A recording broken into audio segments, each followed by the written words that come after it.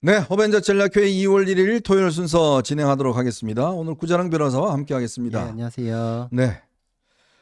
이 참 뭐 비행기 사고 뭐 이런 것들이 계속 나더니요. 오늘은 용산에 있는 국립 이 한글 박물관 네. 여기서도 화재가 발생을 했습니다. 음, 오늘 오전 8시 40분쯤에요. 용산구에 있는 국립 한글 박물관에서 화재가 발생해서 지금 한 명이 다쳤고 이게 지금 3층과 4층 사이에서 이제 발생했던 모양인데요. 그동안 중축 공사를 했다고 합니다.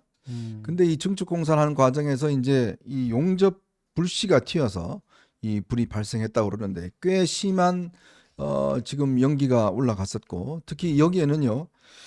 지금 26건 257점의 문화유산이 소장 중이라고 합니다. 월인석보 등이 소장 중인데 이건 이제 소장고에 있었기 때문에 바로 국립중앙박물관으로 옮겨서 현재까지는 아직 문화재의 어떤 피해는 없었던 것으로 보여집니다. 네. 자, 그런데 이게 지금 딴 데도 아니고 말이죠. 이게 지금 국립박물관에서 이게 사실은 용접 불똥으로 뭐 그동안 화재 난 게 한두 번이 아니었잖아요. 그렇죠.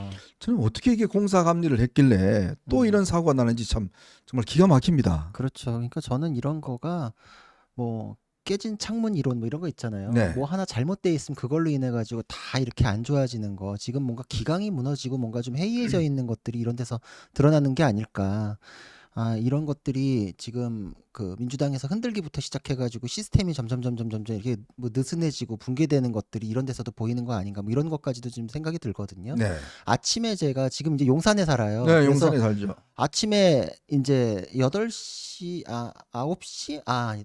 그 9시, 10시 뭐 이때쯤이었나? 네. 나갔는데 숨을 못 쉬겠더라고요. 근데 그때는 이유를 몰랐어요. 왜냐면 이제 안 보였거든요. 네. 숨만 막히고 이게 뭘까? 그래서 이제 인터넷 보니까 화재 났다고. 이게 지금 길 건너가지고 그렇게 멀지 않은 곳인데 저희가 국립중앙박물관, 한글박물관 그리고 옆에 이제 가족공원 이렇게 쭉 붙어 있어가지고 맞아요. 네. 저도 되게 자주 가는 곳인데 저기에 국보나 이런 문화재들도 굉장히 많고 네. 관리를 굉장히 잘해야 되는 게 저기가 이제 주변에 주민들이 산책 삼아서 저 주변에 많이 와요. 나무도 많잖아요. 그렇죠. 그러니까 저게 정말 대형 사고로 더 주변까지 이게 옮겨갈 수도 있는 얘기였는데 안에서 공사를 할 때 얼마나 안이하게 했는지 그리고 뭐가 불똥이 튀거나 이럴 때 주변에 대해서 이렇게 좀 조치를 취해놓고 이제 그런 공사들을 그렇죠. 해야 되는데 이런 것도 미흡했던 게 아닌가. 종합적으로 저건 더 들여다봐야 되고 시스템 자체에 대한 굉장히 느슨해진 부분 이런 것들도 들여다봐야 된다 이런 생각이 들어요. 참 걱정입니다. 이게 좀 이 항공기 또 화재 사고가 났었고 이어서 또 이런 국립박물관에 또 이렇게 화재가 나서 진짜 이게 지금 장관 체제가 대행 체제가 지금 계속되다 물론 뭐 그런 게 직접적인 원인은 아니겠지만 어쨌든 국가 시스템이 지금 다 대행 체제가 되다 보니 이게 지금 제대로 기강이 잡히지 않는 거 아닌가. 사실 이게 용접할 때는요. 옛날부터 용접으로 인해서 사고가 꽤 많이 났지 않습니까? 그러면 이 주변에 뭐 가림막을 친다든지 해서 그렇죠. 불똥이 안 튀게끔 하고 인화 물질이 없도록 하고 그다음에 소화기를 갖다가 전부 다 옆에 배치해 놓고 있고 그걸 또 준비하는 사람이 있어야 되고 뭐 이런 지금 그 매뉴얼이 있어요. 근데 정말 이런 거 하면서 이런 매뉴얼을 지켰는지 참 한번 다시 돌아봐야 되지 않겠는가 그런 생각이 듭니다. 참 걱정입니다. 네. 자, 최근에 이제 중국발 이 AI 지금 뭐 파동이 지금 뭐 일파만파로 커지고 있습니다. 특히 중국에서 젊은 세대들이 이 AI 쪽에 굉장히 많은 인재들이 있다고 그러고요. 지금 특히 우리나라 같은 경우는 지금 AI 준비가 거의 뭐 잘 안 되고 있는 그런 상황이지 않겠습니까? 네. 지금 SK 하이닉스하고 이제 우리가 또 삼성 반도체하고 세계적인 업체입니다. 네. 근데 이 두 업체들이 정말 정부와 야당에다가 정말 눈물로 호소하는 게 있어요. 그게 뭐냐면 이 반도체법. 네. 그 중에서 52시간 이거 제발 좀 빨리 풀어달라. 네.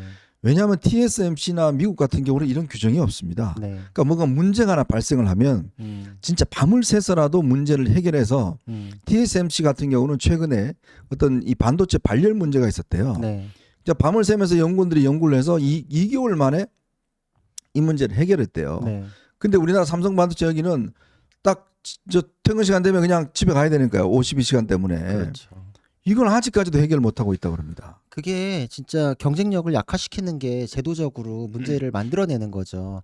사실 그쪽 분야에서는 문제가 생겼을 때는 몰아쳐가지고 일하고 네. 그게 지나가고 나면 좀 느슨하게 일하고 이게 좀 탄력적으로 운영할 수가 있어야 되거든요. 네네. 근데 그냥 그걸 기계적으로 딱 하고 나니까 그냥 6시 땡 하면 이제 퇴근해버리고 그건 그렇죠. 내일 일, 내일 일, 내일 일 이러다 보니까 삼성 하면은 사내 변호사들도 굉장히 많아요. 그래서 네. 김앤장 다음으로 큰 로펌이 맞아요. 네. 삼성이다라고 얘기하잖아요. 음. 내부에서 변호사들도 이게 성장 동력이 상실됐기 때문에 어느 순간 나가야 된다라고 해서 언제 나가야 되는지만 지금 생각하는 분들 굉장히 많아졌을 정도로 그래요. 아 회사가 왜냐면 이게 이대로 있다가 회사가 성장 동력이 꺼지고 나면은 인원에 대해서 구조조정이 있잖아요. 맞아요. 그러면은 전략부서, 경쟁부서 음. 이런 게 아니라 법무부서는 그걸 뒷받침하잖아요. 그렇죠. 제일 먼저 축소될 것이다라고 생각을 하기 때문에 그런 거를 저는 이제 법 쪽에서도 느끼고 있거든요. 네. 법 쪽의 소식으로 삼성전자의 지금 경쟁력에 대해서 얘기를 듣는데 음. 아 이게 지금 뒷받침을 해줘도 모자랄 판에 52시간에 대해서 이렇게 묶어놓고 나면은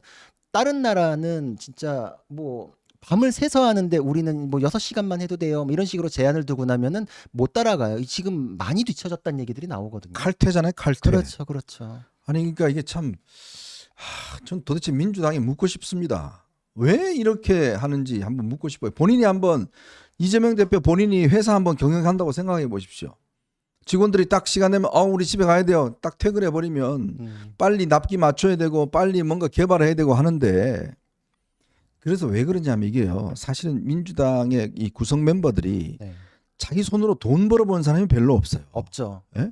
전부 다 운동권 출신의 586에 뭐 돈 이런 사람들이다 보니까 돈이 어떻게 벌어든지 잘 몰라요. 그렇죠. 그리고 그게 이 민노총의 핵심들은 뭐냐면 이 대기업 노동자들 중심으로 되다 보니까 일 안 해도 그냥 월급 따박따박 받거든요. 그러니까 이제 아이고 우리는 이제 워라밸 할래. 민노총 지도부 그 사람들은 아예 현장에 가지도 않습니다. 그렇죠. 전임이잖아요. 아예 그냥 예. 노조 일만 하잖아요. 그런 사람들. 평생 노조 일만 해요. 평생 노조 일만 하면서 그걸 가지고서 벌어먹고 사는데 그런 사람들은 이제 현장에서 무슨 일이 있는지도 몰라요. 그런 사람들은 이제 자기 정치들 하는 건데 저희 어머니가 저 어릴 때부터 항상 그랬었거든요. 자기 몸 고생해가지고 일해본 사람 그리고 그거 가지고 세금 내보고서 정직하게 산 사람은 네. 민주당이 공짜로 퍼준다는 말 절대 믿지 않는다고. 아 맞아요. 네. 엄마가 그래서 항상 그랬거든요. 공짜로 뭐 준다는 사람은 다 사기꾼이야. 항상 네. 그랬던 게 저는 어릴 때부터 기억이 나거든요. 누군가는 일을 하니까 이 세상이 돌아가는 건데 누군가 거기에 빨대 꽂아가지고 먹고 산다. 이건 너무 불공평하고 그것만 했던 사람들이 고생해가지고 일하는 사람이 말을 안 해요. 네. 그 사람들이 편하게 일할 수 있게끔 해주고 잘 살게끔 해주는 거에 조금이라도 기여를 할까? 네. 정말 누군가는 발에 쇠사슬 하나 차고 있는 것만큼 고통을 느껴야 돼요. 누군가가 빨대 꽂고 이제 편하게 사는 만큼. 자, 이재명 대표가 실용주의 하면서 흑묘 백묘론을 이야기했잖아요. 네. 검은 고양이든 흰 고양이든 쥐만 잡으면 된다. 근데 고양이가 칼퇴해버리면 쥐를 어떻게 잡아요? 그렇죠. 예? 고양이가 6시 딱 되면 저 집에 가야 돼요. 그냥 퇴근해버리면 저 쥐를 어떻게 잡습니까? 그렇죠. 예? 옛날에 그리고 또 그게 그 등소평이 했던 얘기잖아요. 등소평, 흑묘백묘. 예, 그렇죠, 그렇죠. 근데 그거를 이재명 대표가 하니까 다른 느낌이 들더라고요. 무슨 느낌이 들어요? 이재명 고양이는 쥐 안 잡고 생선 훔쳐먹는데 그잖아요. 무슨 흑묘백묘. 뭐 검은 고양이든 고양이든 생선만 훔치면 된다. 뭐 그런 주인가요? 제가 그런 게 믿기지 않습니다. 진짜 정말 아무도 믿는 사람이 없어요. 정말 그런 생각이 많이 듭니다. 자, 오늘 사실은 전국적으로 탄핵 반대 집회가 꽤 많이 열렸습니다. 지금 광화문에서도 탄핵 반대 집회가 열리고 있는데요. 오늘은 특히 부산역 앞에서 세이브 코리아라고 기독교 단체가 여는 집회가 열리고 있습니다. 특히 여기서는 이제 지금 아마 정광훈 목사 쪽하고는 이제 서로 뭐랄까 소위 뭐 원수지간 비슷하게 된 것인데요.